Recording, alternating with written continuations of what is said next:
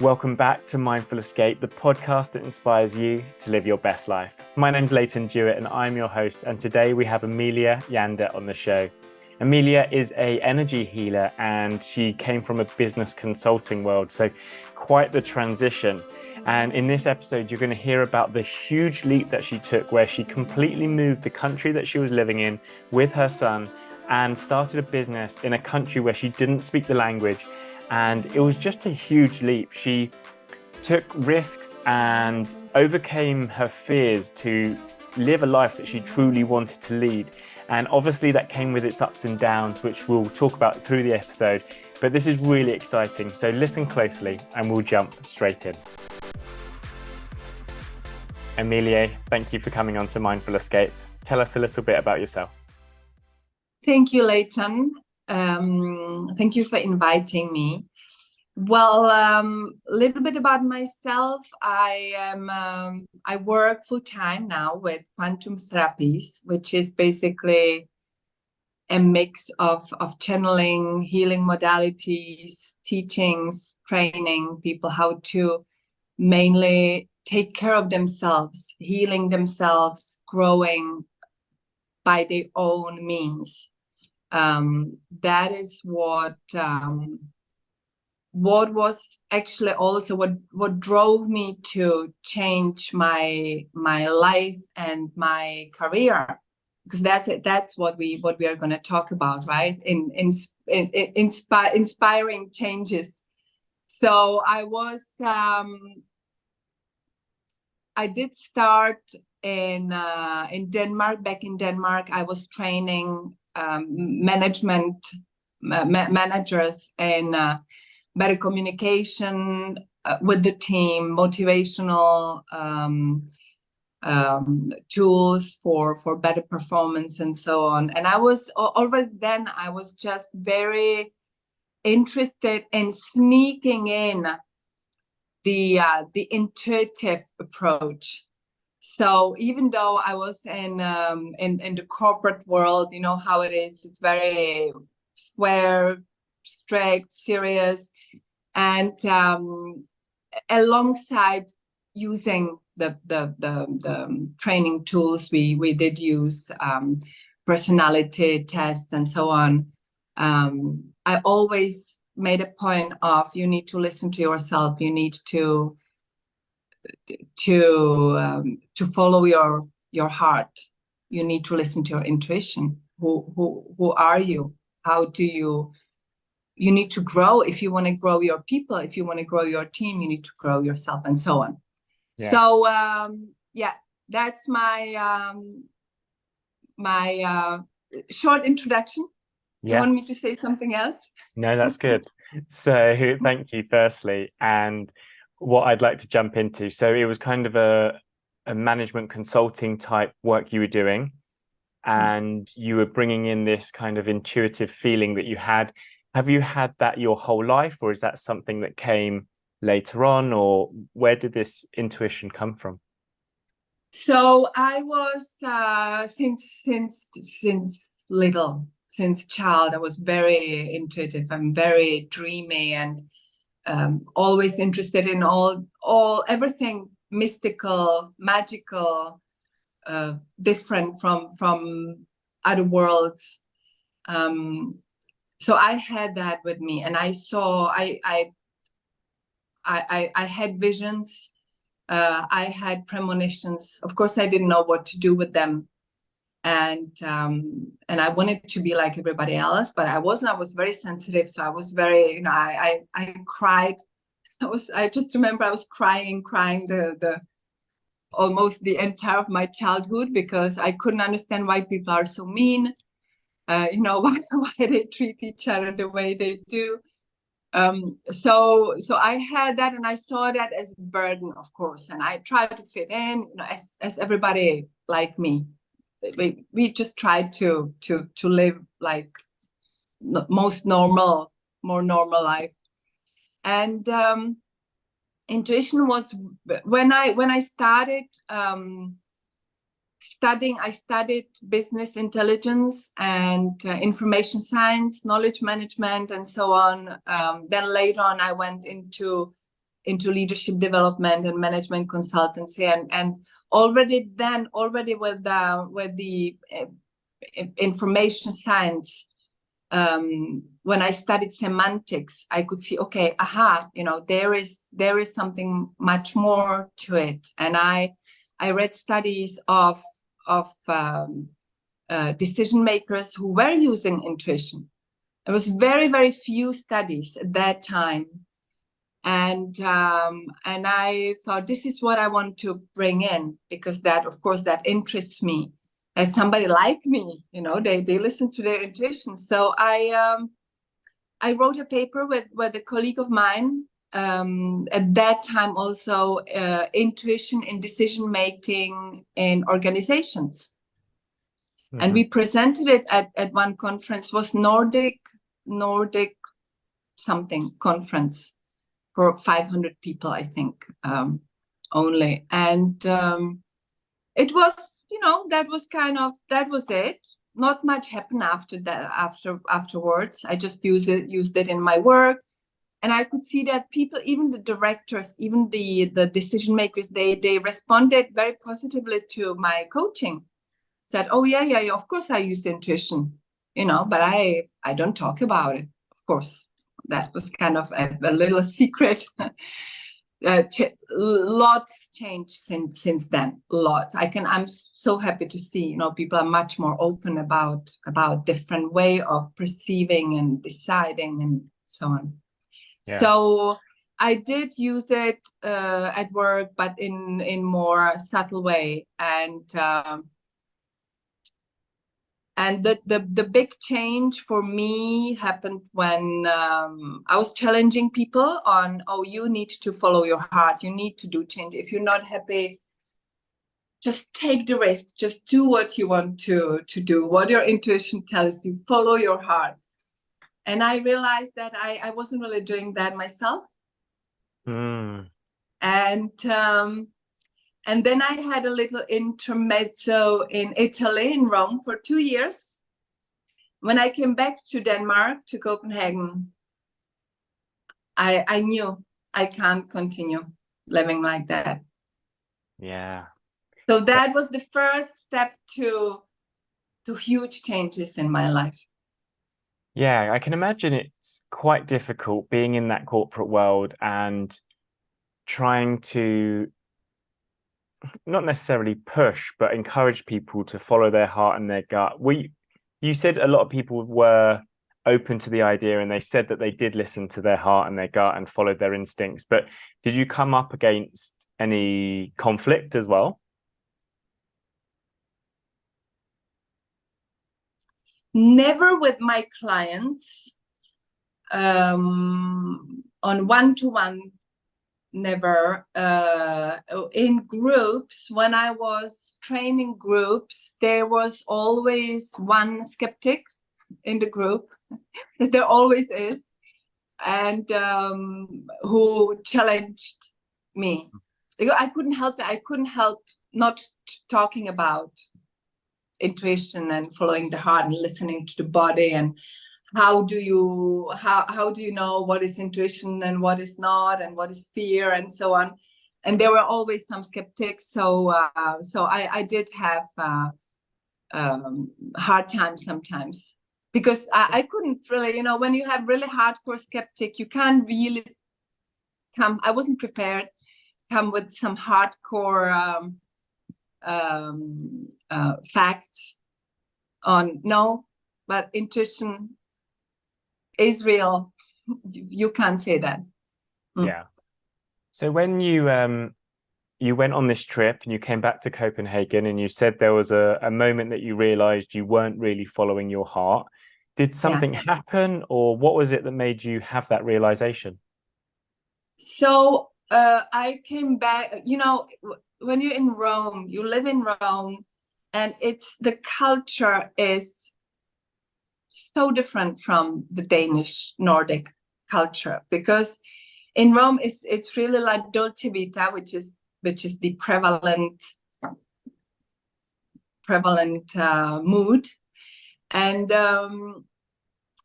I got used to this slower pace, and enjoying life just by sharing the meal and enjoying the meal and talking about meal, talk about the beautiful pasta.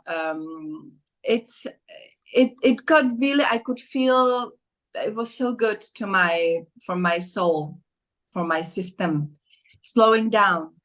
Essential, it's very essential there in Rome. And coming back to Copenhagen, you get very quickly into that structured, like in our, in all the north of Europe. It's very structured, planned. There is not much space for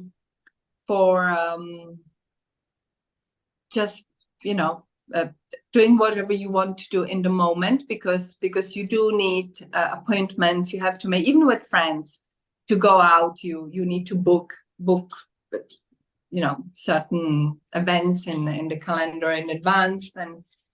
And I felt I did feel strangled. I felt very much constrained by the way of living.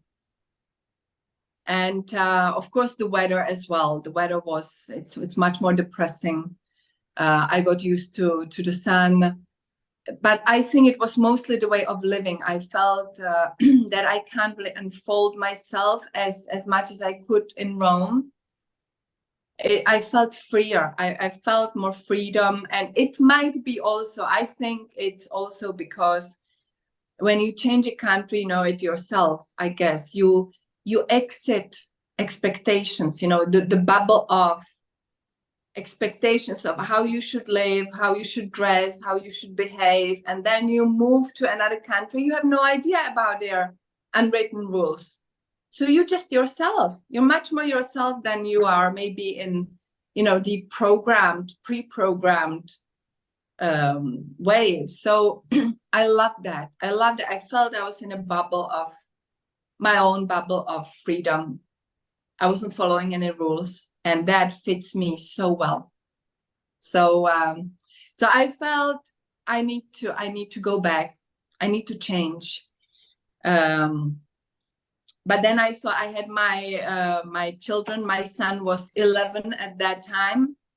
My daughter was already 19, so she wanted to stay in Denmark. She had her friends and studies and so on, but I thought I need to change. And I didn't want to go to Italy and to return to Italy. I thought maybe something more, a country that is a little bit more structured than Italy. Okay. So you had made this decision that you were going to change your life. You were going to follow your heart more and do something that aligned with you. Yes. So did you go straight into healing then and starting your own business, or what was the transition there? So the transition was, since I decided it will be France, south of France, because it's still Mediterranean, but a little bit more structured for my son. And because I didn't speak French at all, spoke zero, I thought maybe, I can't really start with the business of healing or consultancy because I don't speak the language, and I knew that French don't speak much English either. So I thought maybe transition could be art. I love art, and I just very, very naively thought I will open an art gallery. It must be easy. I love art. I love it. I can speak very well about art, so I can surely sell art. And I started planning. I connected with wonderful artists. I prepared for the trip. I prepared some months in advance to what am I going to do and where and so on. But the reality, if I knew what was waiting me, I would probably have never done that. Yeah. What was the biggest challenge for you? The biggest challenge for moving, I mean, I basically, I just packed my little car with some personal belongings and my son, and came to absolute completely unknown area with no gallery, no nothing yet. I had absolutely no idea how I'm going to do what I wanted to do. And so the biggest challenge was the insecurity about, is this going to work out? What am I doing? You're stepping into the complete unknown. You don't even speak the language. You know nobody. So it was the complete unknown and the doubting. I knew somehow, I followed my heart. I knew this is what I have to do. If I don't do this, I will be slowly dying. My soul will be dying back in Denmark. So I have to. So I knew I can't stay. I have to go. But it was not easy. I had a lot of nightmares before, where I could wake up in the middle of the night. A lot of fears, facing a lot of fears, insecurities. But I did it anyway, and never regretted it. Never. It's amazing. I love it. And yeah, I can imagine there's so much doubt. There's so much that you're not prepared for because you just don't know. And I can imagine anyone listening to this now thinking, I mean, maybe you thought it at the time, like, what am I doing? Why am I doing this? And why am I taking such crazy risks?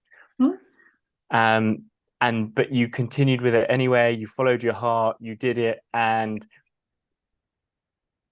I guess for me, when I think about taking risks like this and looking back, I always think, oh, it turned out okay in the end. No matter how stressful or crazy or whatever it was at the time, it turned out okay. Yes.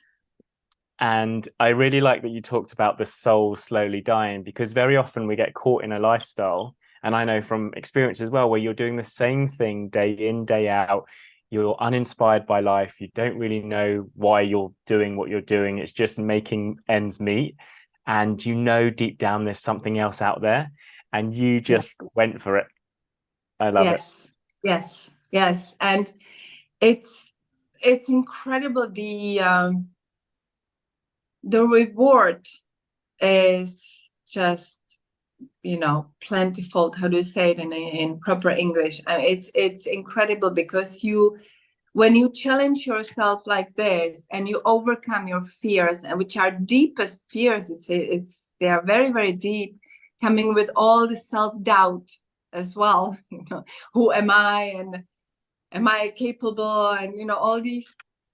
When you overcome these fears, you can do it again and again and again, and any other fears coming along the way, any other changes in life, they become smaller and smaller. The fear becomes smaller and smaller, because you have the formula. Okay, I know I jumped and I managed. I'm still here, and actually I'm really, I'm doing well, so I can do it again. Yeah. I had an experience recently where I made a decision, and I thought, deep down in my heart, I knew it was the right thing to do. And I was speaking to a friend, and as I was saying it out loud, I was saying to him, sometimes I wonder if I've just lost my mind. I make these decisions. I'm like letting go of the safety net, essentially.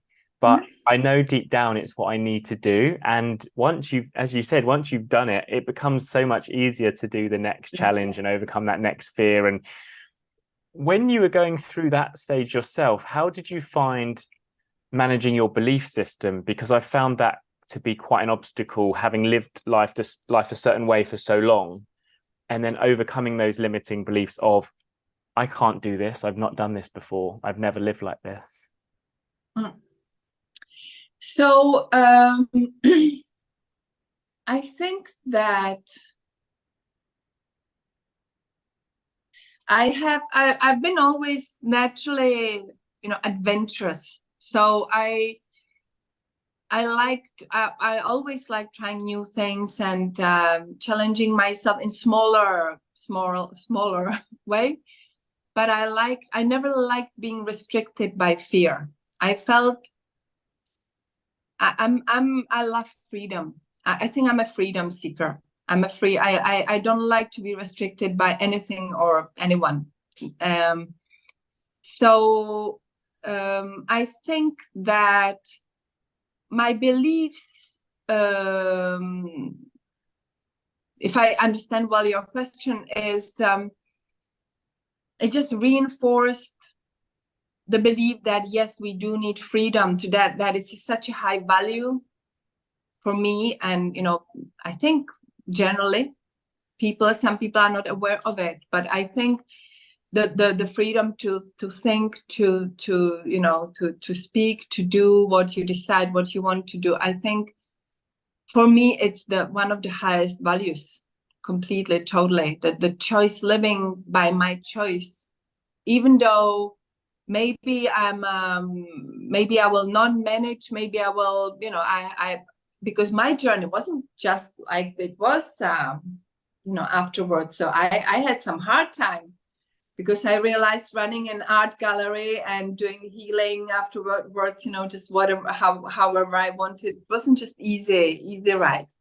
So but it was my doing, it was my choice, and that's what kept me empowered, I would say. So I don't know if that was your question, really, if I answered right your question about the belief system. Yes and no. I'll touch on what you said and then I'll rephrase the Yes, question I asked, yes. because I really like that you talked about values, because so many people I speak to, they actually don't know what their core values are. And you saying their freedom actually is one of yours and one of mine as well, actually. But when you start realizing what your values are and making decisions based on those values, it makes your decision process much easier. And then going back to my question about the limiting beliefs, when you have a belief that you can't do something and you need to overcome it, if you're living in alignment with your values, then obviously you will make decisions that will go in line with that, and you won't worry so much about your limiting beliefs. But my question was more around, we have these beliefs that prevent us from doing stuff. And for me, my belief system was, oh, I need to have a job. I need to live in a certain way. I'm expected to do certain things by my family and my friends and people around me. And going against that was obviously quite difficult. And I just wondered if you had anything that you used to overcome those obstacles, essentially.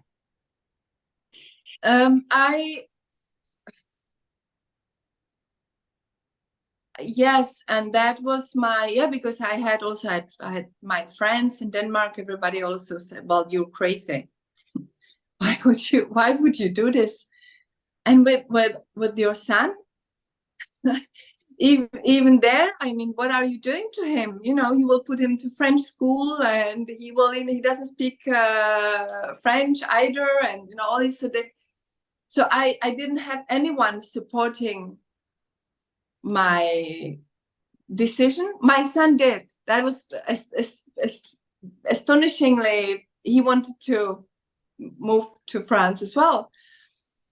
But I think that I had my tool was my trust in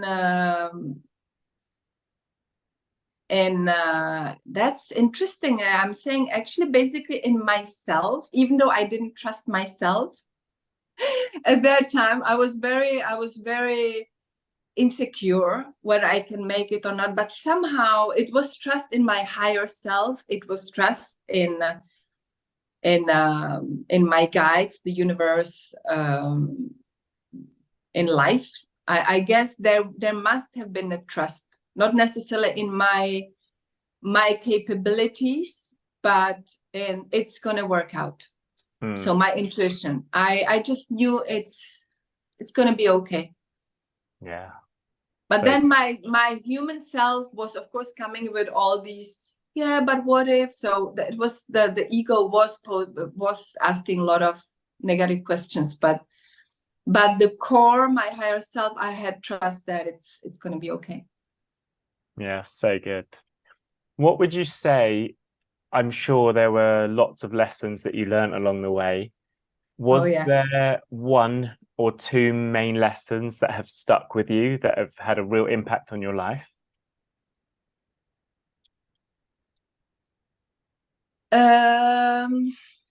There were many. I think that it's the lessons probably go along with the building even more on that trust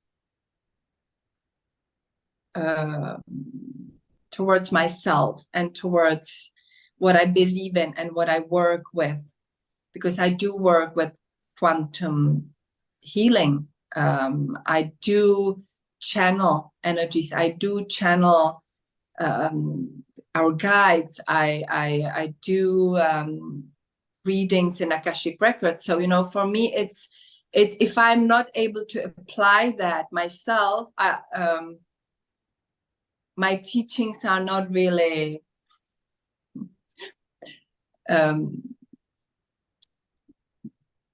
authentic, or it's a little bit hypocrite. So I preach, I tell people, well, trust your higher self and connect with your higher self, because it shows you where to go.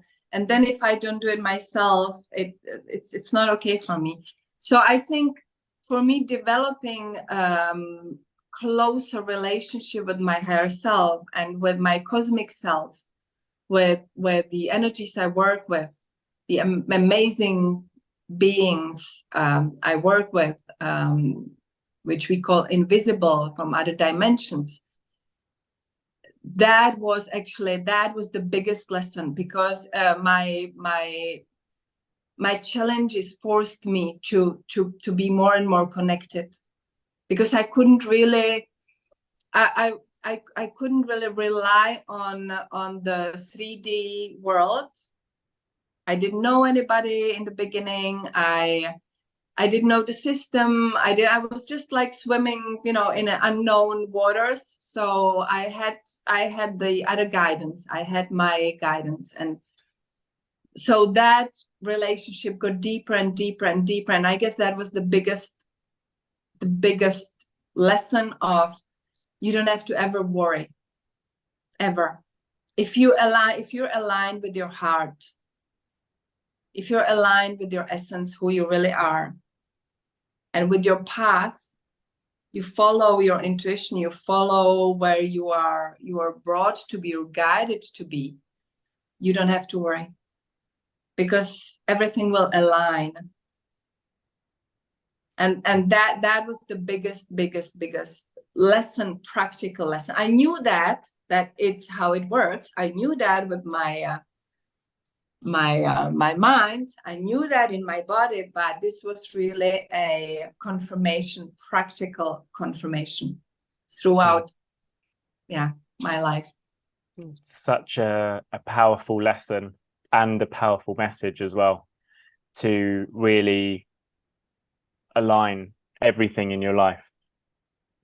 Do you have any advice for anyone that's listening, really, that's trying to find more alignment in their life? What kind of things can they start doing to bring that into practice, essentially?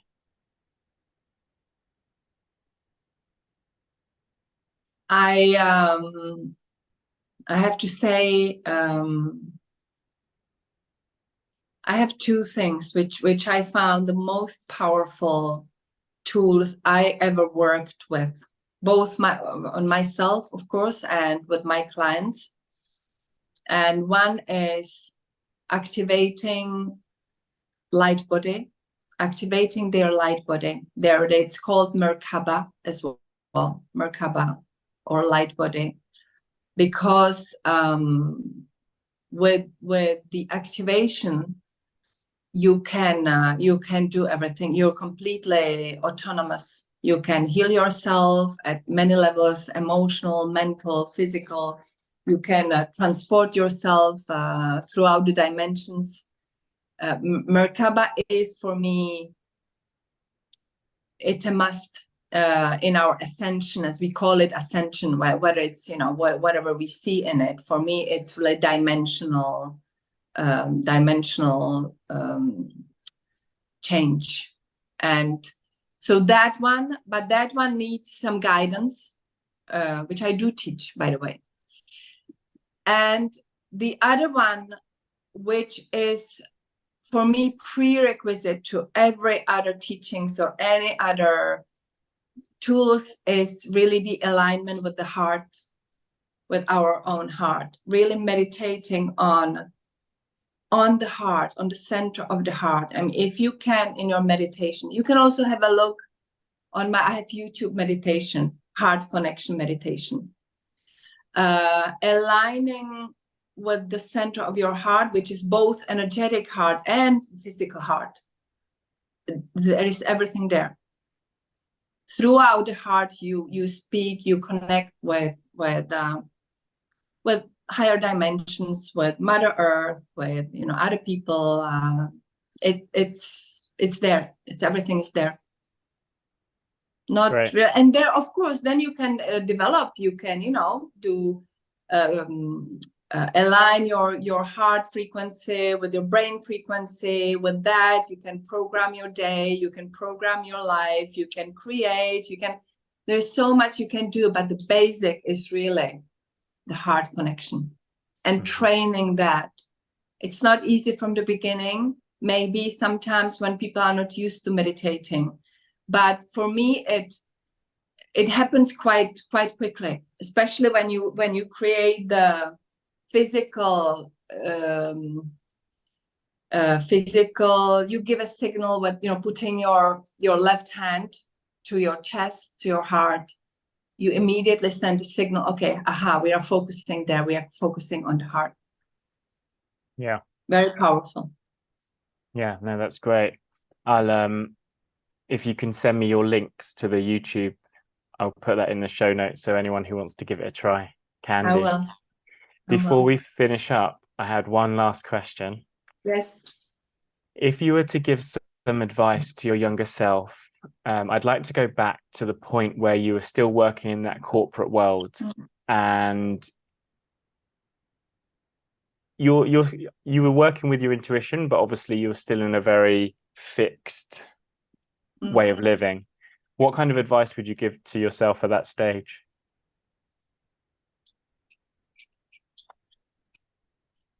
I would say just jump. Don't think about it, just do it. It's like it reminded me very much of I got challenged by my son once. We live near to a mountain river, beautiful, very cold river with huge jumps, huge stones. And there is one jump which he knew, a 7-meter jump, a very narrow passage. And because I like being challenged, so I said, of course I will do it. And of course, and I got there and I looked down and I was just going like that for 10 minutes. I was standing there thinking, my heart beating very fast, and my son, I'll do it, Mom, but just jump, don't think about it. And I did. And I realized that really you just have to stop thinking. If you have that drive, that the heart is telling you go there, don't think too much, because you just can't brain yourself into possible danger or possible situation. You just can't. Everything will go anyway completely differently. So yeah, I would have said just do it. Jump. Don't think. Don't analyze. Yeah, I love it. It's great advice. Thank you so much for sharing, and thank you so much for coming on today. Thank you Really so lovely. much. Thank you. Thank you. Thank you. And there we have it. Thank you so much for listening. The biggest takeaway for me was around following your heart. And we hear it all the time and it's so cliche, but if you really think about it, we always get caught in our own minds. We get in our own way and we stop ourselves from doing the things we really want to do in life. And when Emilie said at the end, just jump, it really resonated with me. For those of you that know my story, I didn't think about the decision I was making when I left London. I just decided I had to do it. And when you're living in alignment, you're following your heart, you trust your gut and your intuition, you stop overthinking about things and you just make decisions, you'll know that things will just turn out okay in the end. And no, of course, it's not always going to be easy. You have to overcome these limiting beliefs. You have to overcome these obstacles and these challenges, but you'll be living a life on your terms. And in the end, it's worth it in the end. If you enjoy this episode, make sure you share it with a friend on social media, and I'll see you same time next week. Thanks for listening.